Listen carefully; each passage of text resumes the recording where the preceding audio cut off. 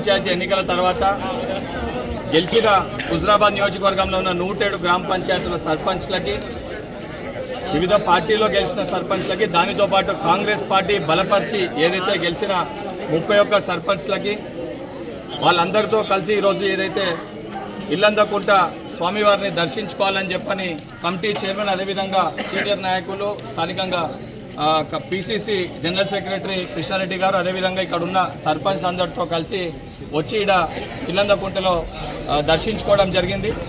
దీని తర్వాత ఏదైతే గెలిచిన ప్రతి సర్పంచ్కి, దాంతోపాటు ముఖ్యంగా కాంగ్రెస్ పార్టీ తరఫున ఏదైతే బలపరిచి గెలిచిన ప్రతి సర్పంచ్ కూడా నాకు రాజకీయ జీవితం పెట్టింది హుజరాబాద్ నియోజకవర్గం. నన్ను నాయకునిగా తెలంగాణ రాష్ట్ర వ్యాప్తంగా గుర్తింపు వచ్చింది హుజరాబాద్లో నేను పోటీ చేసిన తర్వాత. తప్పనిసరిగా ఇక్కడ ఏదైతే కార్యకర్తలకి, ఇక్కడ గెలిచిన సర్పంచ్లకి, వార్డు మెంబర్లకి, వీళ్ళు కేవలం సర్పంచ్లు, వార్డు మెంబర్లు కాదు, ఈ నియోజకవర్గంలో ప్రతి ఒక్కరు కూడా వాళ్ళు సొంతంగా నా కుటుంబ సభ్యుల లెక్క గతంలో కూడా నేను భావించిన వాళ్ళు నా కుటుంబ సభ్యులు. గ్రామీణ ప్రాంత అభివృద్ధి కోసం తప్పనిసరిగా ఈ గ్రామ పంచాయతీల డెవలప్మెంట్ కోసము నా ఫండ్ మొత్తం కూడా ఎమ్మెల్సీ ఫండ్ ఏదైతే ఫిబ్రవరి నెక్స్ట్ బడ్జెట్ సెషన్లో శాంక్షన్ అవుతుందో, దానితో పాటు గతంలో కూడా నేను ఇల్లందకుంట దేవాలయానికి కూడా నిధులు కేటాయిస్తా అని చెప్పి మాట ఇవ్వడం జరిగింది.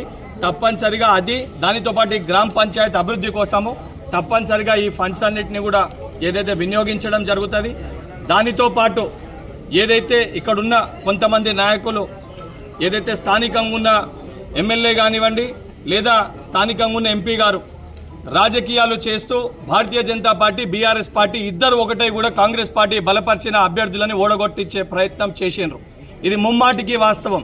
మీ సొంత లాభాల కోసం ఈరోజు గ్రామాల్లో మభ్యపెట్టి రాజకీయాలు చేసి కాంగ్రెస్ పార్టీ కార్యకర్తల్ని నష్టం చేకూర్చే ప్రయత్నం చేశారు. మీరు ఎన్ని ప్రయత్నాలు చేసినా మీరు చేసేది Bharatiya Janata party, BRS party స్వార్థం కోసం రాజకీయాలు చేస్తుంది.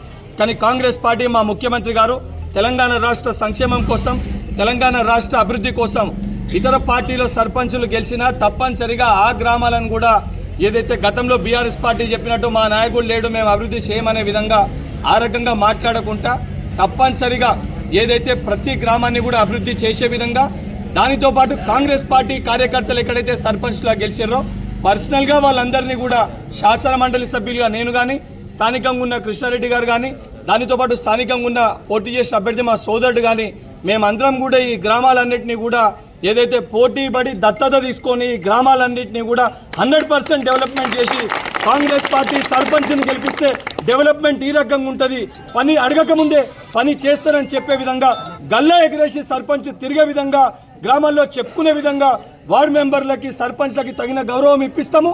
వాళ్ళు అడిగిన ప్రతి నిధుల్ని కేటాయిస్తాము, డెవలప్మెంట్లు చేస్తాము. ఈ డెవలప్మెంట్లు అడ్డుపడనీకి, అడ్డురానికి ఏదైతే బీఆర్ఎస్ సర్పంచ్ల, బీజేపీ సర్పంచ్లకు కూడా నేను విజ్ఞప్తి చేస్తున్నా. ఇక్కడ ఎంపీ, అదేవిధంగా ఎమ్మెల్యే ఉద్దేశపూర్వకంగా వాళ్ళ స్వార్థ రాజకీయాల కోసం మిమ్మల్ని వాడుకునే ప్రయత్నం చేస్తారు. ఇద్దరు ఒక్కలేమో 44 గెలిచినామని బీజేపీ పెడుతుంది, 44 గెలిచినామని చెప్పి బీఆర్ఎస్ పార్టీ పెడుతుంది. అంటే బీజేపీ, బీఆర్ఎస్ పార్టీ ఇద్దరు కలిసి 44 గెలిచిరనేది ముమ్మాటికి వాళ్ళిద్దరు ఒకటే కూడా కాంగ్రెస్ పార్టీని ఇక్కడ అణచివేసే ప్రయత్నం చేశారు. మీరెన్ని నాటకాలు ఆడినా తప్పనిసరిగా ఇక్కడ ఉన్న ప్రతి కాంగ్రెస్ పార్టీ కార్యకర్తకి మేము అండదండగా ఉంటాము. హుజరాబాద్ నియోజకవర్గ అభివృద్ధి ధ్యేయంగా కాంగ్రెస్ పార్టీ పనిచేస్తుంది. అత్యధిక నిధులు కూడా హుజరాబాద్ నియోజకవర్గానికి తీసుకొని వస్తాము. తప్పనిసరిగా రాబోయే ఎన్నికల్లో హుజరాబాద్ గడ్డపైన కాంగ్రెస్ పార్టీ జెండా ఎగరేస్తాము.